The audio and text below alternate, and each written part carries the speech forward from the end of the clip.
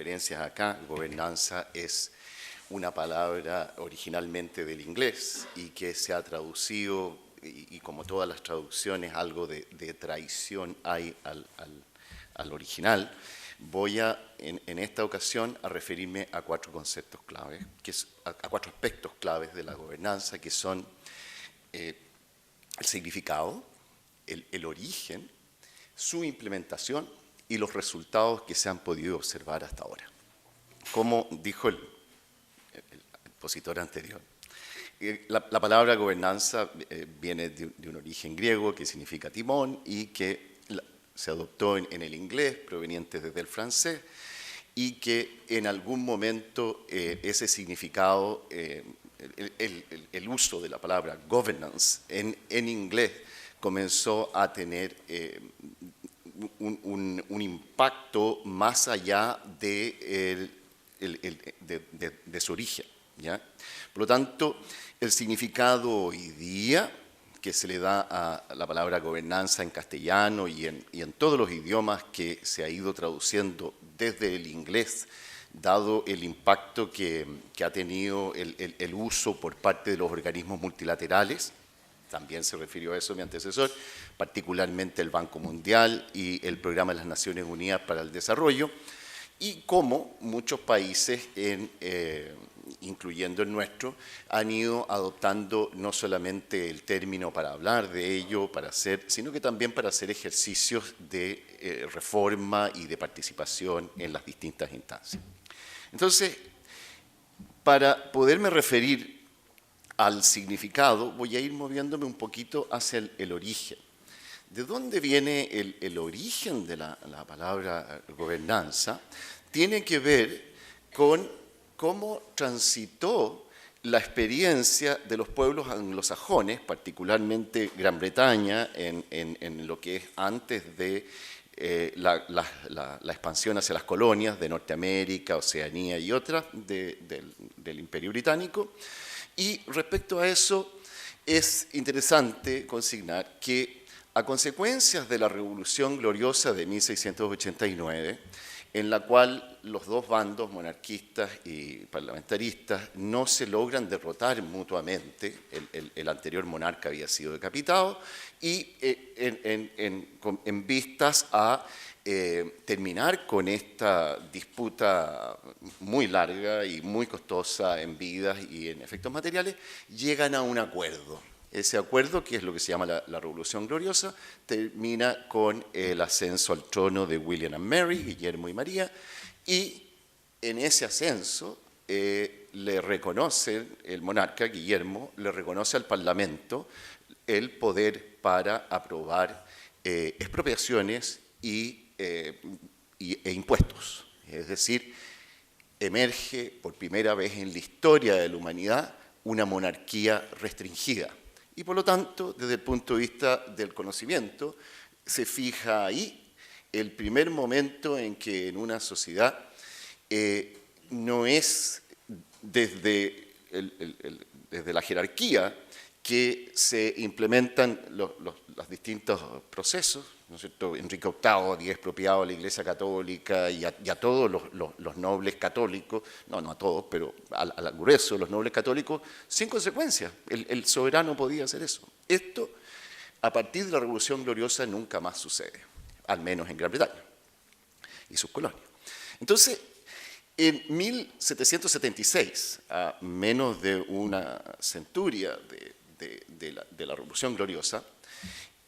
nosotros podemos fijar el desarrollo de lo que es, desde el punto de vista de la academia, el punto más importante, que es el nacimiento de la economía como la conocemos hoy. Adam Smith publica en 1776 La riqueza de las naciones y deja codificado lo observado por alguien durante ese periodo.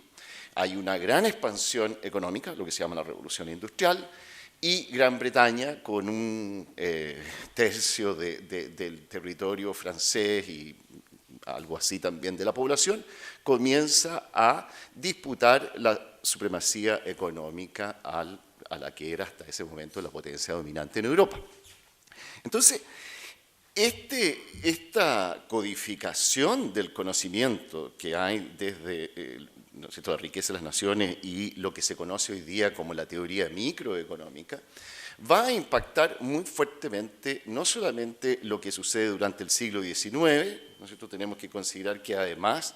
el objetivo de Smith, digamos, o sea, además del impacto de Smith en lo que era su objetivo principal, lo que Smith quería, el objetivo del creador de la economía como la conocemos hoy, era guiar a las autoridades respecto a cómo hacer mejor su tarea, lo que hoy día podríamos llamar la política económica y de cierta forma el proceso de la economía política. Entonces, él, ¿no es cierto?, como es hoy día bastante discutido y sabido,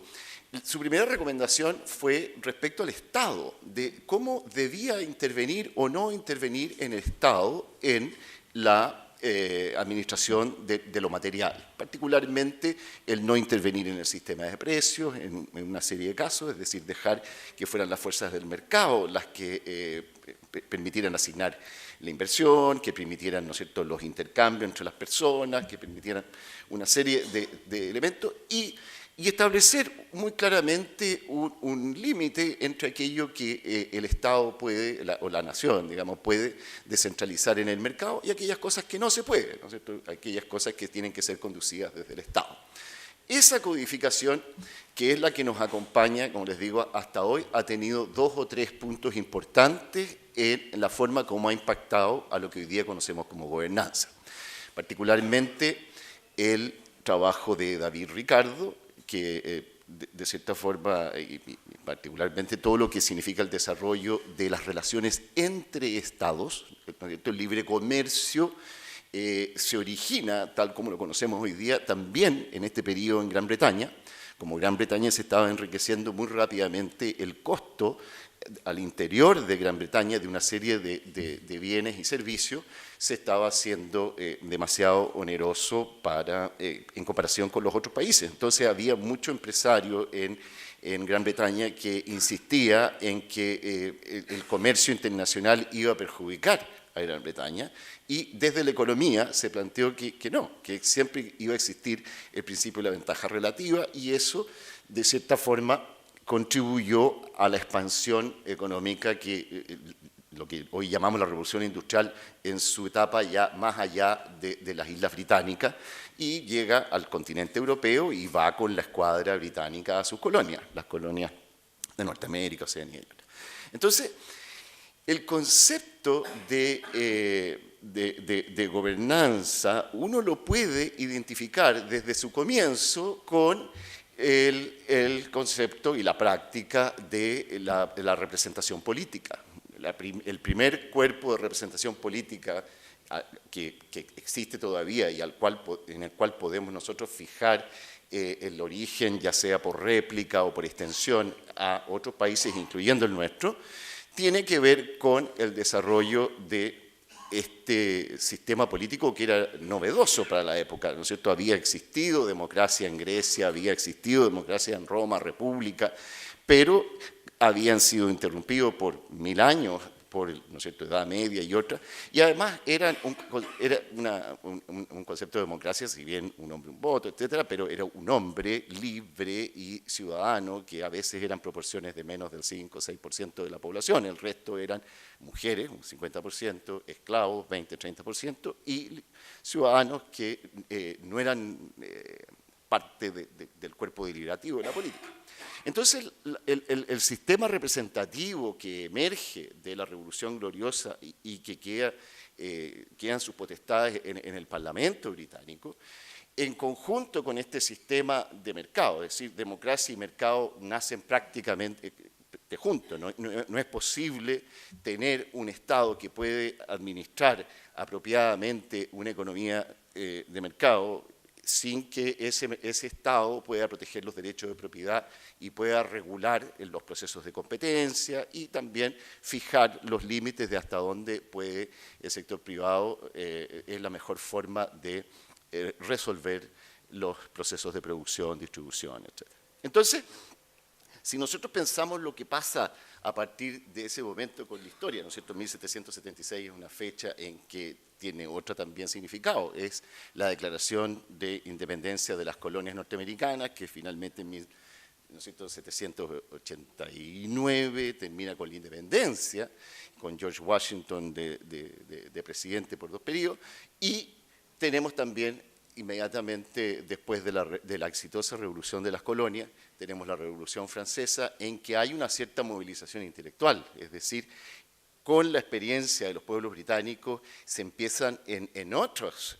contextos, en otros países, particularmente en Francia y en otros países del continente, comienza a tratar de obtenerse los beneficios. Entonces, por una parte, en el sector privado,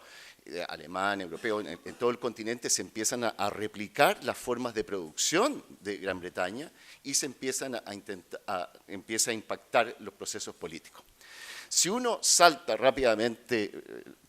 ¿no es cierto?, el periodo de expansión del siglo XIX, particularmente en Estados Unidos, en Rusia y en otros en los contornos de la expansión británica, francesa, lo que observamos es que a partir, por ejemplo, de la guerra civil norteamericana, 1860-1865, una vez que ya las instituciones democráticas, republicanas, demuestran ser suficientemente poderosas, son suficientes para sostener un proceso de expansión, particularmente el proceso de expansión que tiene Estados Unidos en la tercera, cuarta parte del siglo XIX, que lo lleva, ¿no es cierto?, a colonias muy rurales, muy pequeñas, a atraer una gran cantidad de migrantes desde Europa, bueno, después de Asia, etc. Pero en lo concreto, muy rápidamente las colonias están creciendo, absorbiendo grandes cantidades de capital, tanto capital financiero como capital humano, es decir, migración, y también Estados Unidos tiene un periodo larguísimo, 150 años de déficit comercial, que es posible por el traspaso de recursos desde Europa, particularmente por la vía de inversión de capital, tanto de personas que traían sus recursos como de inversionistas como los conocemos hoy día, financieros. Entonces, el concepto de democracia representativa y el concepto de economía de mercado, tal como se practica particularmente en las excolonias, es donde emerge el embrión de lo que hoy día observamos en el mundo de este proceso de transformaciones. A consecuencia de las competencias globales, lo que llamamos la Primera y Segunda Guerra Mundial y la Guerra Fría, el bando vencedor, particularmente en la Segunda Guerra Mundial, dada la experiencia que tuvieron con la salida de la Primera Guerra Mundial, que al no ser suficientes las naciones vencedoras en el arreglo que producen, ¿no es cierto?, fracasó la Liga de las Naciones, se juntan en Bretton Woods bajo el liderazgo de Keynes, del propio Keynes, en Bretton Woods, que es un pequeño pueblo en New Hampshire, no más grande que Putaendo, y instalan lo que será el esquema organizacional más importante en lo que es lo que hoy día conocemos en la implementación de la gobernanza. En el acuerdo de Bretton Woods hay 3 elementos clave. Uno es la formación del Fondo Monetario Internacional para regular tanto las monedas, el poder de las monedas, como lo importante que es cómo incide también internamente en el poder de la moneda en el tiempo, ¿no es cierto? Nuestras sociedades, el grueso de la población recibe sus ingresos a través de los salarios y en un contexto de inflación. Aquí en Chile a nosotros nos cuesta entender porque tenemos el concepto de UF y muchos contratos, particularmente muchos contratos de trabajo están en UF y por lo tanto la inflación tenemos forma de que los asalariados se defiendan un poco. Pero en el resto del mundo eso no existe y por lo tanto el proteger el valor de la moneda es una variable clave y el Fondo Monetario entonces asume ese rol tanto a nivel de comunidad de países, los equilibrios en los valores de las monedas, como al interior de los países en lo que significa el proteger los derechos de los asalariados, es decir, es proteger el valor de la moneda. Entonces, la segunda gran reforma que se produce en Bretton Woods es que se implementa el Banco de Reconstrucción de Europa y del Extremo Oriente, donde se había, ¿no es cierto?, donde se había impactado con mayor fuerza el daño, y aquí sí que ya uno puede ver, puede trazar directamente lo que hoy día entendemos como gobernanza, cuando las fuerzas vencedoras, particularmente Estados Unidos en Japón, e Inglaterra, Estados Unidos y Francia en Europa, inciden en las instituciones que se instalan en las potencias perdedoras, Alemania, Japón, Italia, etc. Entonces, que se le dan instituciones políticas, la constitución japonesa, la constitución alemana son constituciones prácticamente redactadas e implementadas por Estados Unidos, Inglaterra, etc. Entonces, estas implementaciones institucionales son desde los pueblos, desde el derecho del common law, es decir, como ustedes debería haberlo dicho antes, digamos, estos países anglosajones, que es donde nace la democracia tal como la conocemos hoy y el mercado, la economía de mercado, ambas complementarias, vienen de una raíz de derecho distinta a la que tienen el resto de los países, incluyendo el nuestro, por ejemplo, que tenemos, digamos, del derecho romano, del derecho continental, digamos, lo que ellos le llaman el derecho napoleónico. Sin embargo, el common law es una cosa distinta, es la práctica, es el ejercicio de derechos desde el nivel comunal, ¿no es cierto? Déjenme dar un pequeño ejemplo, hacia arriba que se van generando las instancias de poder y gobernabilidad. Existe una institución en la Edad Media, en los pueblos ingleses, que era el doceavo, o la docena, que significaba lo siguiente, que un niño al cumplir 12 años en una villa, en un campo, en una ciudad, la transición al urbanismo todavía no se había producido, los niños que cumplían 12 años, los juntaban 12 niños y esos 12 niños pasaban, ¿no es cierto?, durante su vida a ser una docena. Eso significaba que si, ¿no es cierto?, nosotros estábamos en nuestra docena, y Paró y yo estábamos en la docena, y alguien me acusaba, ¿no es cierto?, de haberme robado un animal, Paró y los otros 11 tenían que producirme a mí frente al juez. ¿Ya? Si yo no aparecía, los otros 11 eran responsables por la acusación que se me hacía a mí. Entonces, esa institución, por ejemplo, evoluciona a lo que conocemos hoy día, los sistemas de jurados, ¿no es cierto?, por algo son 12, y deja el ejercicio del derecho de propiedad, el ejercicio del poder del sheriff, ¿no es cierto?, está todo el caso del alguacil de Nottingham y Robin Hood, ¿ya?, lo deja en manos de la propia ciudadanía. Esa evolución del common law en la Constitución no escrita de Gran Bretaña y la Constitución escrita, los principios que quedan en la Constitución norteamericana, están ligados muy cercanamente a lo que se hace con la institucionalidad que se le otorga a los países vencidos en la Segunda Guerra Mundial y particularmente en el proceso de la Guerra Fría de competencia entre las potencias occidentales, básicamente Estados Unidos, Inglaterra, Francia, con el bloque soviético, es decir, cuando los partidos comunistas de Polonia, Checoslovaquia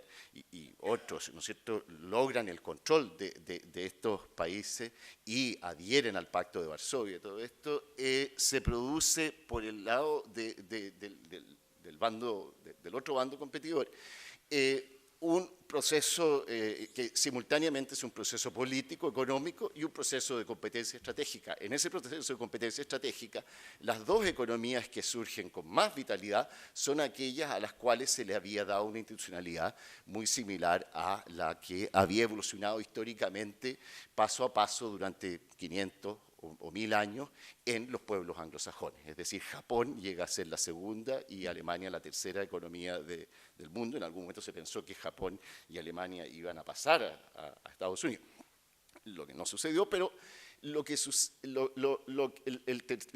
o sea, este banco de reconstrucción, esta idea de que hay que reconstruir a todos los bandos y darle una institucionalidad, hoy día lo podemos ver claramente en lo que fue la reunión de los economistas en Bretton Woods, de cuál iba a ser el esfuerzo que se iba a hacer inmediatamente llegada a la paz. La tercera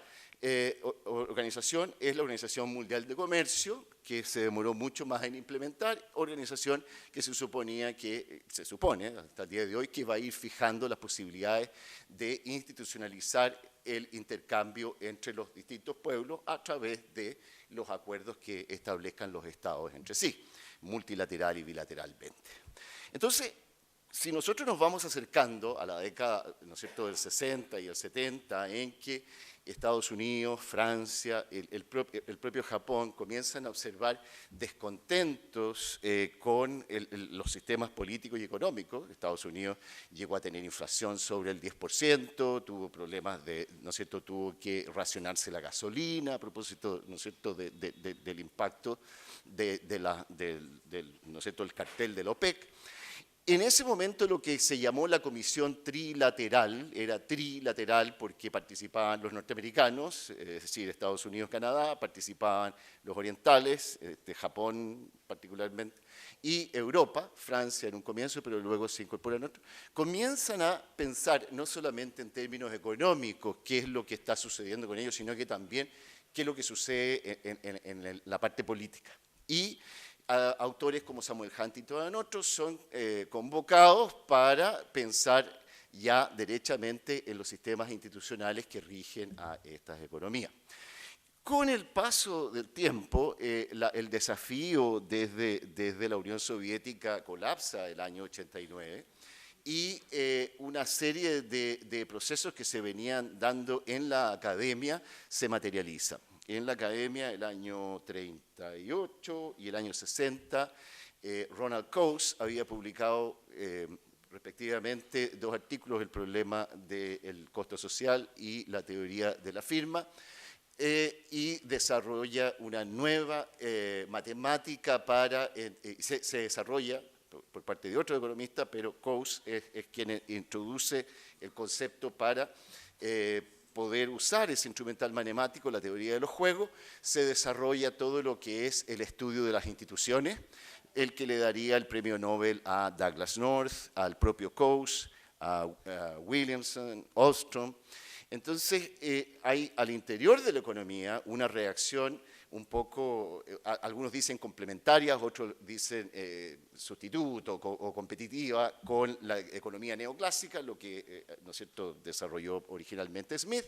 y que tiene que ver con lo siguiente, que el crecimiento de los países, el crecimiento económico, de lo material, no solamente tiene que ver con la calidad de educación de los pueblos y la abundancia de materias primas y otros, sino que tiene que ver muy fundamentalmente con las reglas que inciden sobre la actividad económica, ya sea el intercambio, la producción, la inversión. Es entonces ese enfoque que ya hoy día contamos en la literatura, con evidencia empírica, particularmente autores como Acemoglu y Robinson, que han podido demostrar sin ambigüedades que este enfoque es mucho más apropiado. Si consideren ustedes, por ejemplo, la evidencia que produce que China, en el año 79, cuando Deng Xiaoping comienza a introducir las primeras reformas, diríamos, de mejorar las instituciones, permitir una serie de procesos que antes no le estaban permitidos a la ciudadanía, China solamente ha sacado 600 millones de personas de la pobreza y eso es consecuencia de una mejor gobernabilidad. Ahora, ¿cómo podemos, ¿no es cierto?, cuál es el origen de la palabra gobernanza como la estamos usando aquí, en este ejercicio? Tiene que ver con una combinación de 2 procesos. Un proceso que es académico, como les decía, desde la economía y de la ciencia política se converge en este aspecto de que son las instituciones. Y vean bien, cuando decimos instituciones, reglas, la variable clave no es solamente la palabra, lo que está escrito en la institución, sino que cómo se hace esta cumplir. ¿Ya? Voy a llegar luego a eso, pero por ahora déjenme terminar respecto a ¿Qué sucede en los 90? Este conocimiento tiene un correlato por el lado de la ejecución, particularmente de los organismos multilaterales, entre los cuales el organismo multilateral que tiene más recursos es el Banco Mundial. ¿Por qué? Porque el Banco Mundial, que emerge como un banco de reconstrucción de lo destruido en la Segunda Guerra Mundial, los países que pagan, Alemania, Japón y otros, participan luego en el Banco Mundial y no solamente devolviendo las platas que se les prestaron, sino que también aportando más recursos para entrar, ¿no es cierto?, en un cambio de nombre de Banco de Reconstrucción y Fomento de la guerra, inmediatamente posterior, se transforma en el Banco Mundial. Es decir, es la organización que cuando todo lo demás falla, es responsable por cualquier situación que tenga que ver con lo material. Por ejemplo, la gran enfermedad del river blindness, esta de la ceguedad del río que afecta particularmente en los ríos Mali y Volta, donde hay varios países del oeste africano involucrados. Ninguno de ellos es un mosquito el que produce la ceguera del río, es un mosquito que se anida en las zonas pantanosas de los ríos y que infecta. Entonces, si un país limpia su sección del río y los otros no, ese esfuerzo está perdido porque al año, 2 años, nuevamente la corriente del río va a traer. Entonces, el Banco Mundial dice, bueno, esto es algo que ningún país por sí solo puede resolverlo. El Banco Mundial, durante el periodo de McNamara, que había sido antes ministro de Defensa de Kennedy y Johnson, y que es el presidente del Banco Mundial, que está el periodo más largo, pasa a ser lo que se llama la Agencia de Desarrollo Mundial. Finalmente, ¿Qué cálculo tiene usted de cuánto le falta para su intervención? como 5 minutos, porque está muy atrasado. Ya, termino. Un gran problema con el tiempo y sería la materia misma, nos distancia un poco. Yo estaba, no, si es que voy a llegar a la materia misma, no se preocupe. Ya, sí, a esto mismo de acá. Yo creo que ya aportado fue lo que me dijo Luis Paró. Ya, y si no le gusta o está, puedo irle diciendo más o menos lo siguiente. El Banco Mundial el año 94 se elige Bill Clinton, el año 97 Bill Clinton cambia al dirigente del Banco Mundial y coloca a Jim Wolfensohn, que había sido un financista de su campaña, un economista australiano, nacionalizado norteamericano, que había tenido muchos problemas de corrupción en sus negocios, particularmente en Nigeria y otros, y introduce por primera vez en el actuar del Banco Mundial la idea que corrupción es un tema que restringe el desarrollo. Y como corrupción restringe el desarrollo, el Banco Mundial, que no tenía un mandato para intervenir en política por constitución, todas estas 3 organizaciones, el Banco Mundial, el Fondo Monetario y la Organización Mundial de Comercio, no pueden involucrarse en política interna. Entonces, Wolfensohn se da cuenta que los economistas y los cientistas políticos están llegando a una convergencia respecto al tema de las instituciones y financia el estudio de las instituciones de cómo llevar estos conocimientos a la implementación en los países. Y ahí comienza la agencia, todo lo que es implementación, como dije, voy a hablar de su significado, origen, implementación y resultado. Comienza la implementación a través de los organismos multilaterales. El Banco Mundial invita al Programa de las Naciones Unidas para el Desarrollo a otras agencias de desarrollo multilaterales, como el BID, como las agencias nórdicas, las invita a contribuir en este tema de la gobernabilidad, no solo en el desarrollo intelectual, sino que también en la implementación. A consecuencia de eso se produce lo que se llama los objetivos del milenio, en los cuales se lleva a 147 países a ponerse de acuerdo en que se va a erradicar la pobreza, se va a erradicar la mortalidad infantil, y estos 8 objetivos se coloca una meta que entre 1990 y 2015, perdón, entre 1990 y 2015,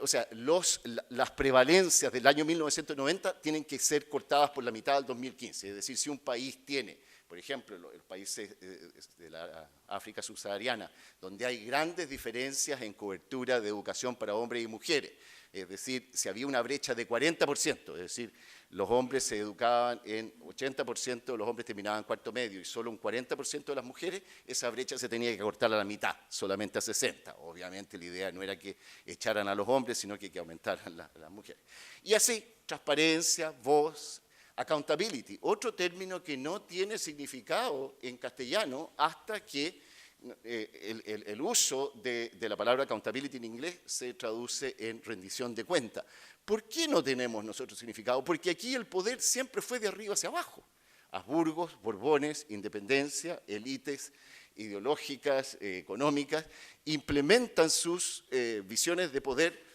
como se había hecho siempre en el mundo. Si la excepción es estas sociedades donde, ¿no es cierto?, se liberan los pueblos de las, ¿no es cierto?,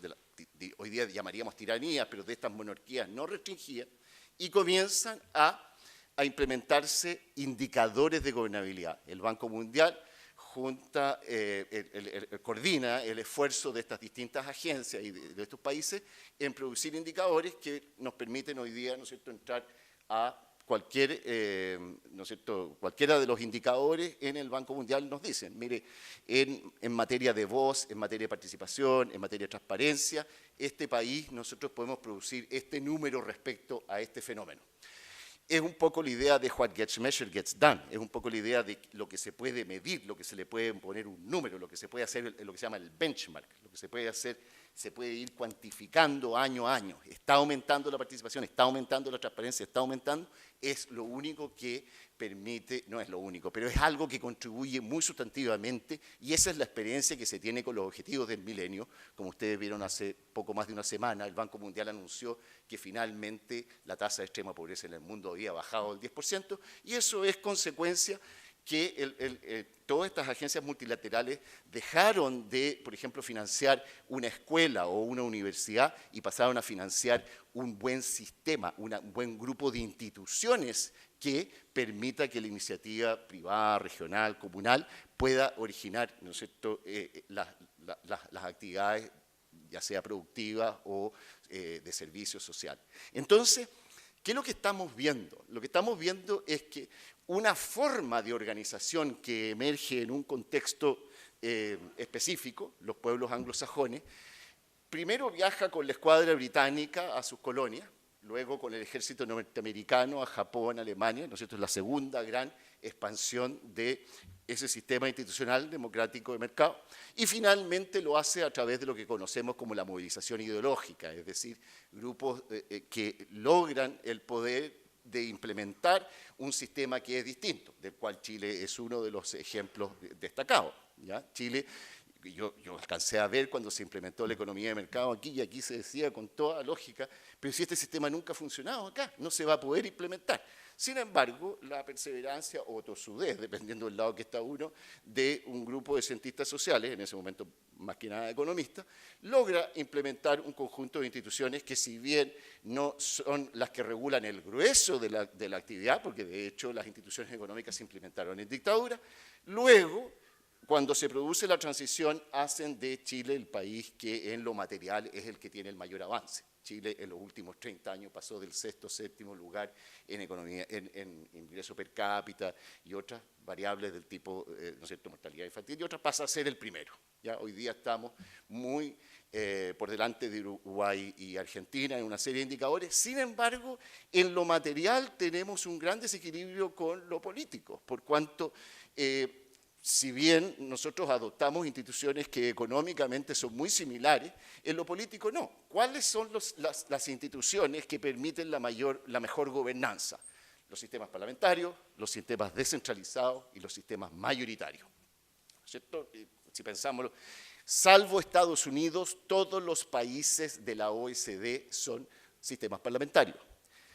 Y Estados Unidos es un sistema muy federal, ¿ya? Es un sistema en que, si comparamos, ¿no es cierto?, el poder del Parlamento norteamericano con el poder del Parlamento de cualquiera de los países latinoamericanos, incluyendo a Chile, no tiene nada que ver. El presupuesto, por ejemplo, en Estados Unidos lo produce prácticamente todo el Parlamento, Sin embargo, está claro para los cientistas políticos, economistas, que ese sistema parlamentario es el más conducente a la buena gobernanza. Lo mismo sucede con los sistemas descentralizados, de los cuales el federalismo es el más extremo. Mientras, ¿no es cierto?, las colonias británicas fueron colonias que se dieron gobiernos a sí mismos por el proceso de migración, y así había sido también en la historia británica. Luego, este mismo sistema se empieza a copiar, ¿no es cierto?, la movilización intelectual en otros países que comienzan a intentar descentralizarse, ¿ya? Hay las experiencias coreanas y otras experiencias exitosas fuera del mundo de lo estrictamente británico y europeo, o influenciado, ¿no es cierto?, por el proceso que les acabo de describir. Entonces, el Banco Mundial, en la medida que va pudiendo recomendarle a los países y puede aportarles las recomendaciones de cómo mejorar la gobernanza, comienzan a producirse estos procesos como el que estamos observando en Chile, y del cual este es parte, que ya sea por imitación o ya sea por acuerdos, ¿no es cierto? Muchas veces los acuerdos de libre comercio u otros acuerdos vienen con compromisos de mejora de gobernanza. Se ha ido avanzando muy rápidamente en algunas áreas, pero no tanto en otras, ¿ya? Si uno piensa, por ejemplo, en transparencia, países como Honduras, el propio Argentina, que están en los rankings en nuestra región muy bajos en transparencia o muy altos en procesos de corrupción, no es posible avanzar. Entonces, hoy día, si pensamos en términos de cuál es en los resultados, dónde está peor la implementación de la gobernanza, es en que, si bien sabemos cuáles son las instituciones que conducen a buena gobernanza, ¿no es cierto?, como decía, parlamentarismo, descentralización, sistemas mayoritarios, es decir, sistemas que producen un ganador, no 2, ni 3, ni 4, son los más conducentes a mejores indicadores de voz, transparencia, accountability, etc. Lo que se sabe es, ¿no es cierto?, cuáles son los que funcionan mejor que otros, pero no se sabe cómo transitar de uno a otro, porque para poder transitar de uno a otro, normalmente el aspecto fundamental, ¿no es cierto?, de resistencia al cual hay que vencer, es los intereses de las élites, ¿no es cierto?, que es la otra forma de mirar la gobernanza. La gobernanza es algo mirado desde abajo para arriba. Mire, yo le otorgo poder para que me resuelva mis problemas. En cambio, mirado de arriba hacia abajo es, yo soy élite, yo ejerzo el poder, y si usted me dice que me va a limitar, porque son dos miradas contrapuestas. Entonces, básicamente, países como Rusia, Argentina y otros, que prácticamente no han avanzado nada, incluso algunas como Bielorrusia han retrocedido, es el puzzle en el cual se encuentra hoy día enfocada la academia. Sin embargo, lo que es implementación y resultado por parte de los organismos multilaterales y por parte de aquellos, ¿no es cierto?, esfuerzos que se están haciendo hoy día de llevar, por ejemplo, estos indicadores de gobernabilidad desde el nivel nacional hacia el nivel regional o comunal, son particularmente auspiciosos. Eso es lo que les puedo decir. Espero no haberlo desilusionado demasiado. Muchas gracias.